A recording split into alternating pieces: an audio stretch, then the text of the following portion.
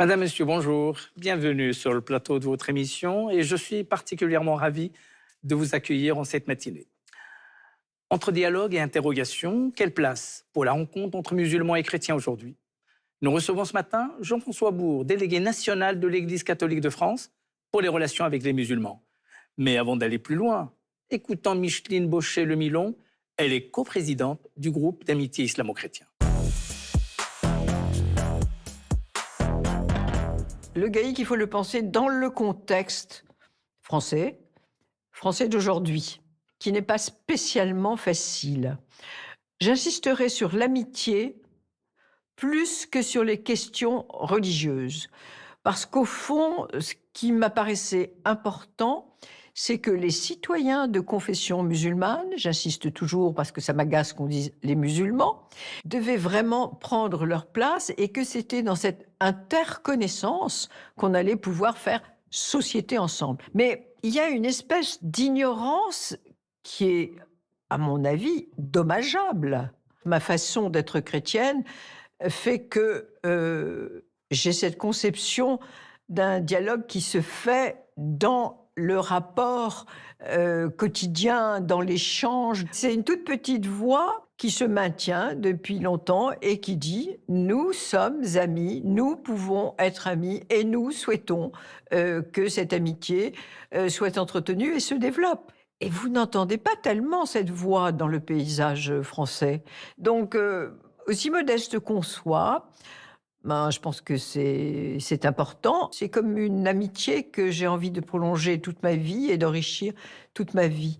Et je pense que s'ouvrir au monde musulman, pour un chrétien, c'est vraiment s'interroger sur ce qu'il est lui-même et approfondir, y compris sa foi.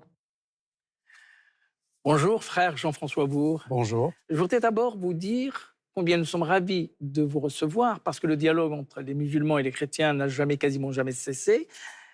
En octobre 2025, il a été célébré un des documents les plus importants dans l'Église du XXe siècle, à savoir ce Nostra Aetate, qui veut dire notre époque. En fait, c'est le document qui a été paraphé par le pape Paul VI afin d'ouvrir le chantier de l'échange, de la connaissance, de reprise de dialogue avec les autres religions, y compris l'islam. Parlez-nous de l'origine de ce document. Écoutez, d'abord, je suis très, très heureux d'être avec vous et merci pour l'invitation dans votre émission Islam qui m'honore. Et voilà, je suis, comme vous l'avez dit, donc prêtre catholique et en charge au nom de la Conférence des évêques de France de la promotion du dialogue entre catholiques et musulmans. Voilà, et je suis très heureux qu'on ait entendu Madame Baucher-Lemilon à l'instant parce que c'est une grande amie. Et ça souligne aussi que d'autres églises, que l'Église catholique travaille aussi au dialogue interreligieux et à la relation en particulier avec les musulmans. Et Madame Baucher-Lemilon co-préside avec un musulman d'ailleurs, le groupe d'amitié islamo-chrétienne. Et donc c'est très heureux qu'on ait pu entendre sa voix.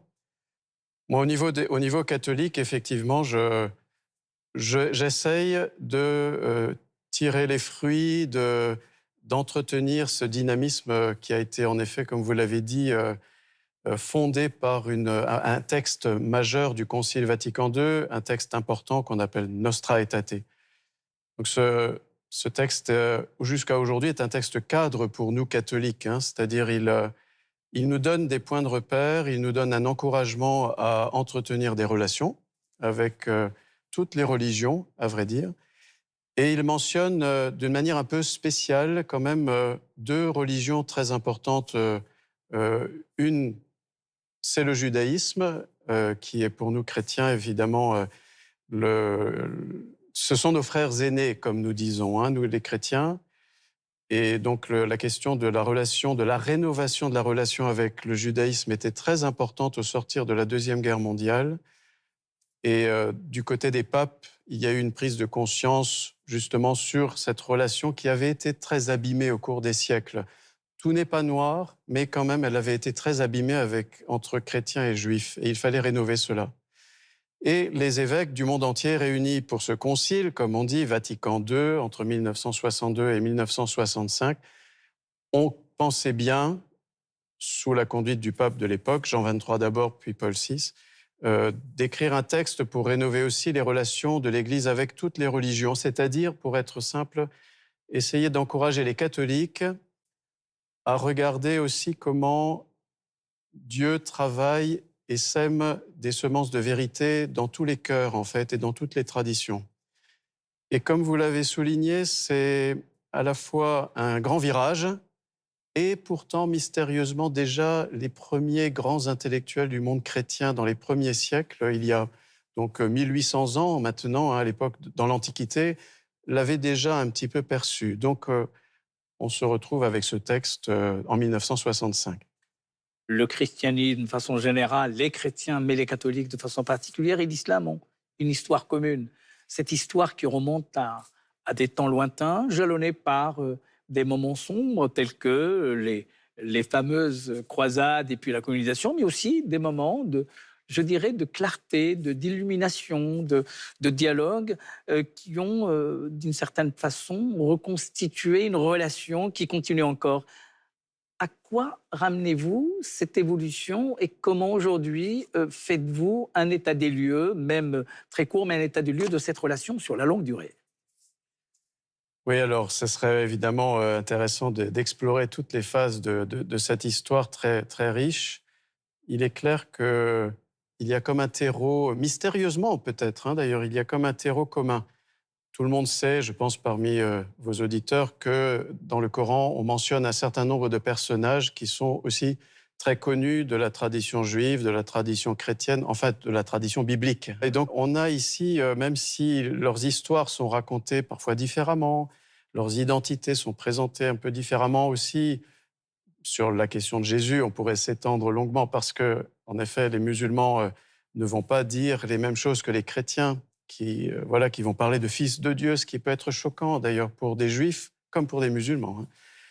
Mais en même temps, on sent donc un terreau commun, on sent qu'il y a comme une sorte de grande confiance dans le fait que Dieu accompagne l'humanité, que Dieu, le Créateur, a fait un monde bon, qu'il invite les êtres humains à former une sorte de famille fraternelle, à avoir conscience aussi qu'ils sont des créatures qui sont fragiles aussi par un certain nombre, bon, de différentes façons et qu'elles sont appelées à s'entraider et aussi à reconnaître les dons du Créateur. Et donc ces deux traditions sont, à mon avis, ces trois traditions, on devrait dire. Moi, je n'aime pas beaucoup séparer judaïsme, islam et christianisme, mais ces trois traditions, donc, ont semble-t-il germé dans un terreau très fécond et elles manifestent ensemble de différentes manières qu'elles portent des valeurs communes, hein. Moi, je suis très attaché, par exemple, à une valeur très fondamentale, c'est celle de la justice. Et si on regarde un peu les textes bibliques, si on regarde les textes coraniques, si on regarde les traditions musulmanes, on s'aperçoit que la préoccupation de la justice est fondamentale. Et aujourd'hui encore, dans un monde où les inégalités sont nombreuses, on ne peut pas passer ça sous silence. Vous avez parlé de maison commune. Parfois, cette maison commune peut créer des complicités, y compris dans l'épreuve. C'est le cas, par exemple, d'une pièce de théâtre. Cette pièce, Pierre et Mohamed, est reprise dans le cadre solennel de la chapelle Notre-Dame des Anges à Paris. Elle retrace l'histoire vraie de l'évêque d'Oran, Pierre Claverie, et Mohamed Bouchiri, unis par une amitié profonde et tragiquement morts en 1996 en Algérie. Regardez.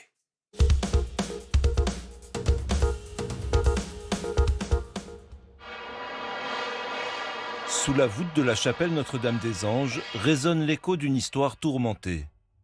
Ici se joue un dialogue fictif, ancré dans la réalité. Celle de Pierre Claverie, ancien évêque d'Oran, et de son chauffeur Mohamed Bouchiri, tous deux tués le 1er août 1996, au cœur de la décennie noire en Algérie. De ce drame est née en 2011 la pièce Pierre et Mohamed, qui célèbre l'amitié profonde entre le religieux chrétien de 58 ans et un jeune musulman de 21 ans. La mort viendra-t-elle aujourd'hui ou demain? Nous verrons. Mais si je meurs avec Pierre, on retrouvera sur moi ce petit carnet où je note mes pensées, mes prières. C'est à partir du carnet de Mohamed Bouchiri et des homélies de l'évêque qu'un dialogue a été imaginé entre les deux hommes, morts quelques mois à peine après l'assassinat des moines de Tibérine. Un seul en scène dans lequel le comédien joue tour à tour chacun des personnages. Quand j'ai appris que Pierre, l'évêque d'Oran, avait besoin d'un chauffeur pour l'été, je me suis proposé. Et puis, je suis fier de conduire un évêque chrétien, même si je suis musulman.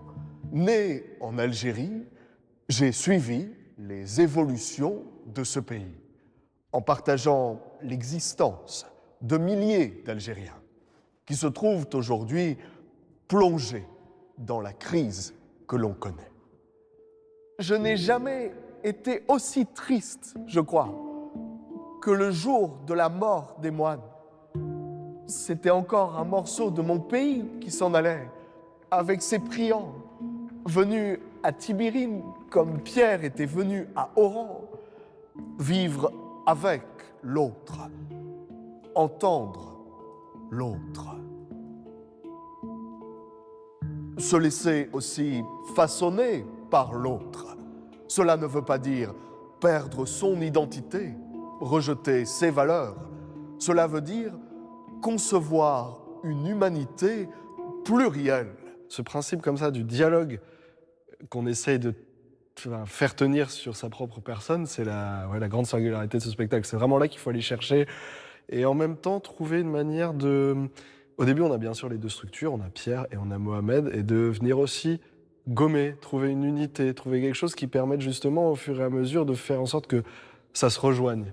C'est vraiment ça l'enjeu pour l'acteur, quoi. Au début des représentations, je mettais le Coran sur un chevalet, et ce chevalet, je le mettais à terre. Et un jour, à Cannes, il y avait l'imam de Cannes qui était présent, qui voit ça, il vient me voir et me dit « Jeune homme, nous, musulmans, on ne met jamais le Coran à terre. » Il est parti, il est sorti, il est revenu 5 minutes après, et il nous dit, voilà, ça, c'est mon tapis de prière, je vous l'offre. Et comme ça, vous mettrez le Coran sur le tapis de prière. Quand j'ai commencé à travailler pour Pierre, mon cousin, Rafik, qui vit à Oran, me disait qu'il avait peur pour moi. Parce que Pierre allait essayer de m'arracher à l'islam, de faire de moi un chrétien. Alors, j'ai attendu.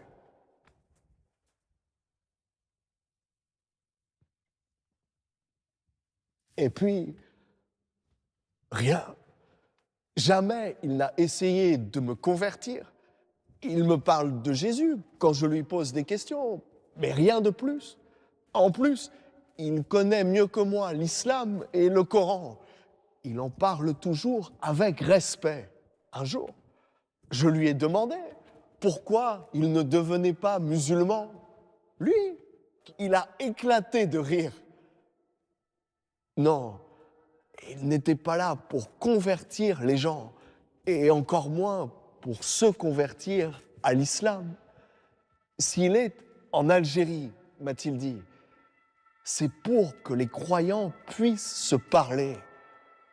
Je connais assez d'amis musulmans, qui sont aussi mes frères, pour penser que l'islam, c'est être fraternel, préoccupé d'humaniser le monde, en lui rendant une âme et un cœur. Eux aussi souffrent de voir défigurer l'esprit de la mission de leur prophète par la violence aveugle des ignorants et les manipulations politiques. Ah ben moi, tout ce qui est dialogue entre les religions, parce que qu'est-ce que ça veut dire religion? C'est-à-dire se relier les uns aux autres. Hein, c'est relie. Bon, ça m'intéresse. Et puis, on est dans toutes les époques. Hein. Il n'y a pas que notre époque, il n'y a pas que l'époque de Mohamed et de Pierre. Il y a toutes les époques, les gens, ils se regardent en chien de faïence. Alors, pour ceux qui ne se regardent pas en chien de faïence, mais qui qui accepte le temps de l'amitié, comme disait le texte, ou la pluralité de l'humanité. Enfin, je ne sais pas, c'est pas tout à fait ça, mais je trouve que c'est beau, c'est inspirant. Voilà. Et il faut tenter, en fait, de parler à quelqu'un. Des fois, c'est une belle rencontre. Donc, il faut oser la rencontre. En fait, c'est vraiment ce que ce texte nous dit. Il ne faut pas avoir peur de l'autre. La religion, elle est faite pour être positive en général. Et en général, ça parle d'amour. Donc, c'est quand même ce qu'il y a de plus important sur Terre, je trouve. Si Pierre doit mourir, permets que je sois avec lui à ce moment-là. Ce serait trop triste que Pierre, qui aime tant l'amitié, n'ait pas un ami à ses côtés à l'heure de la mort.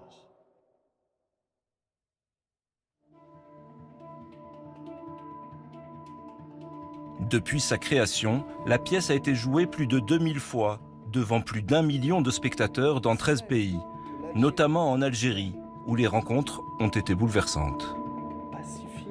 Au premier rang, à la première représentation à Oran, nous étions devant la maman de Mohamed et la sœur de Pierre.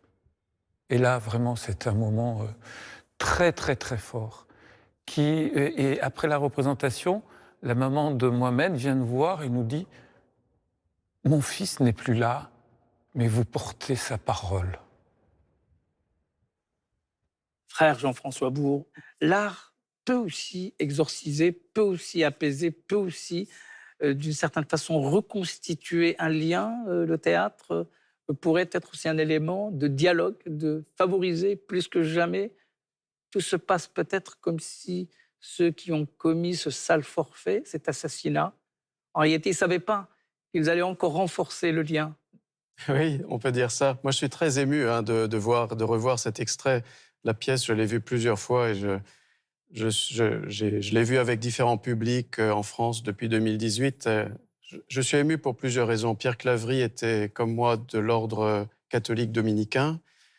Donc, c'est un de mes frères. Elle a été écrite par un de mes confrères, Adrien Candiard.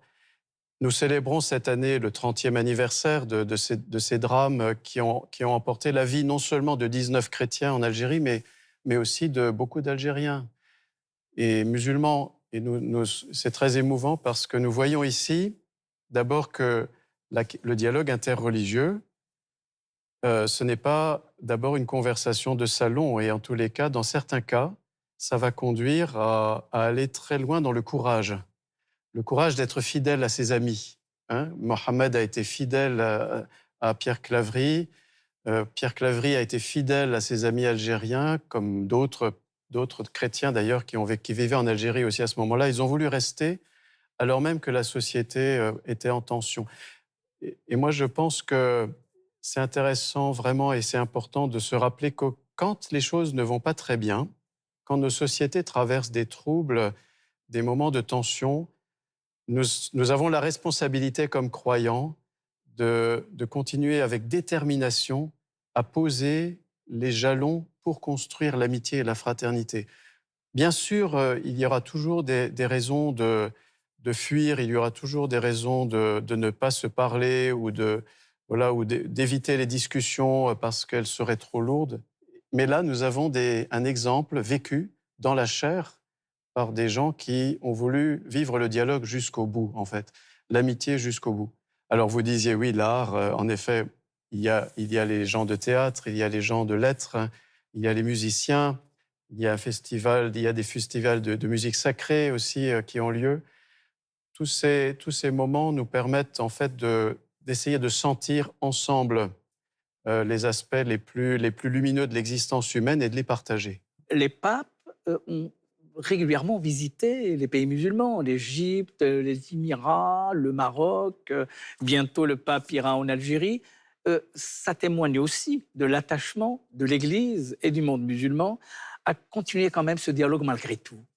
Oui, les papes jouent un rôle sûrement important, mais ils ne sont pas les seuls. Les leaders musulmans qui les reçoivent aussi. Et c'est une chose qu'il faut remarquer. Benoît XVI avait dit le dialogue entre chrétiens et musulmans, ce n'est pas une option, c'est une nécessité vitale dont dépend en grande partie notre avenir. Benoît XVI. Mais les papes, depuis le Concile Vatican II, ont, je pense, aussi compris une chose que nous savons bien, hein. Les chrétiens et les musulmans, dans le monde d'aujourd'hui, sont à peu près 4 milliards d'individus. C'est-à-dire, ils représentent une part assez importante de la famille humaine.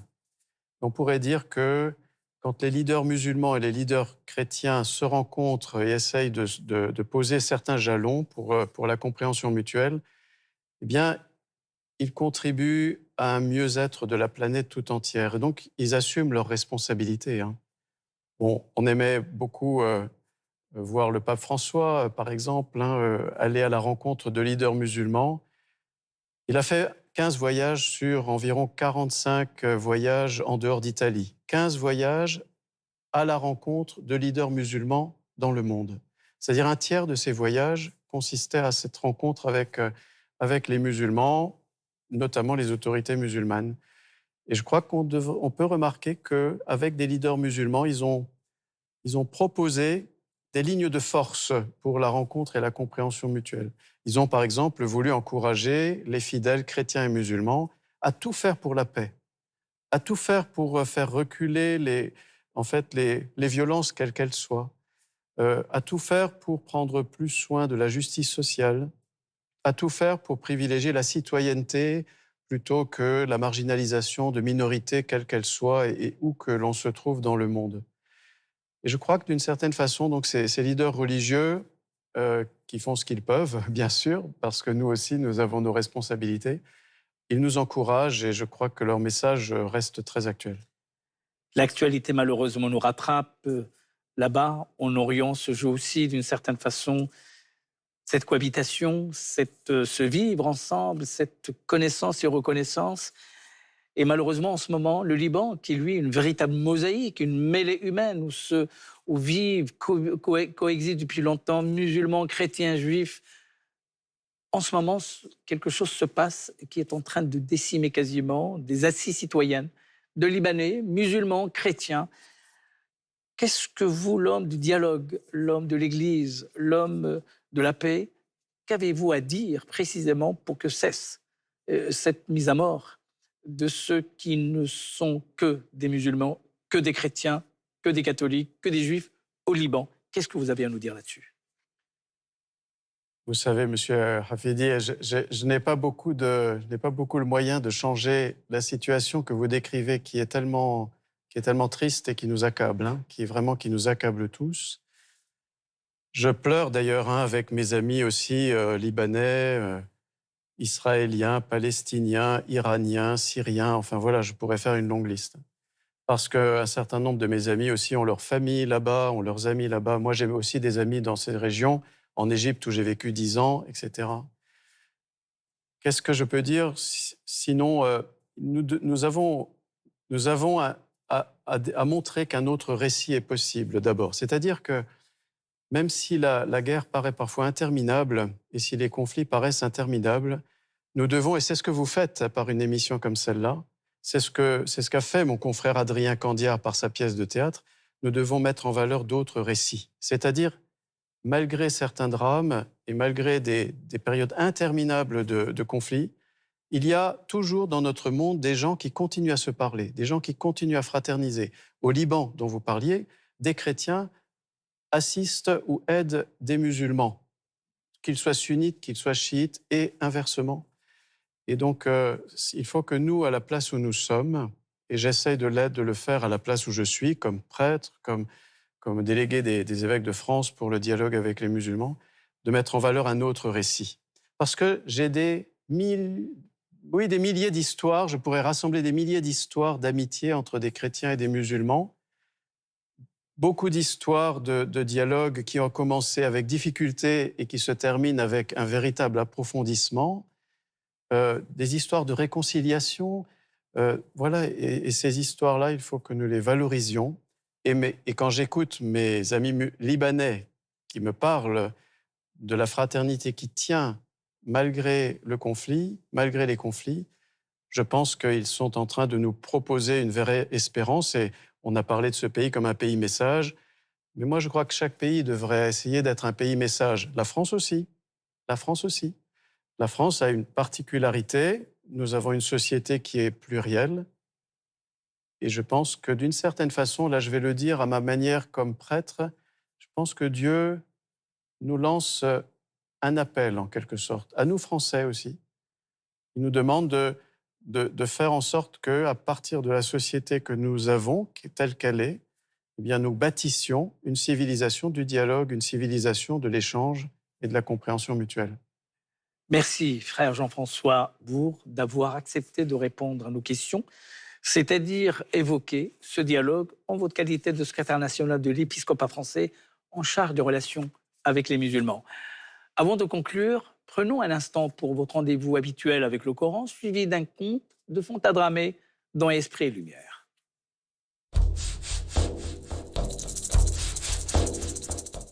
بسم الله الرحمن الرحيم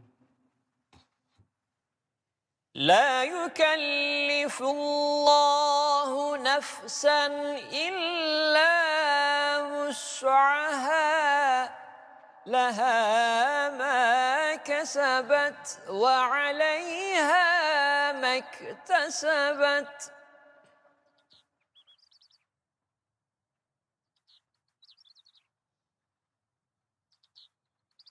ربنا لا تؤاخذنا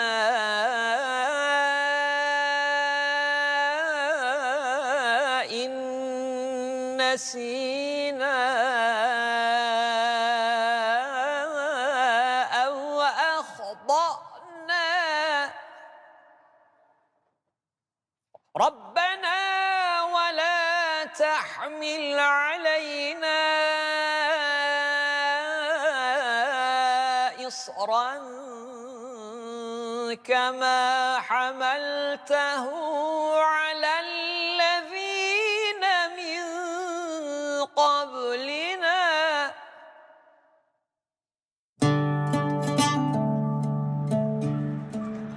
Moulay Nasruddin est en train de rire avec le prêtre du village. Un jeune homme, visiblement troublé, s'approche et lui dit « Moulay, je suis musulman comme toi. Je ne comprends pas pourquoi nous devrions aimer et respecter les chrétiens.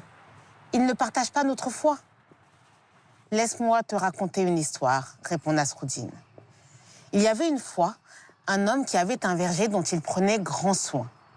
Des arbres de toutes sortes y poussaient, donnant des fruits magnifiques. Un jour, un voisin lui demanda « Pourquoi soignes-tu tous ces arbres?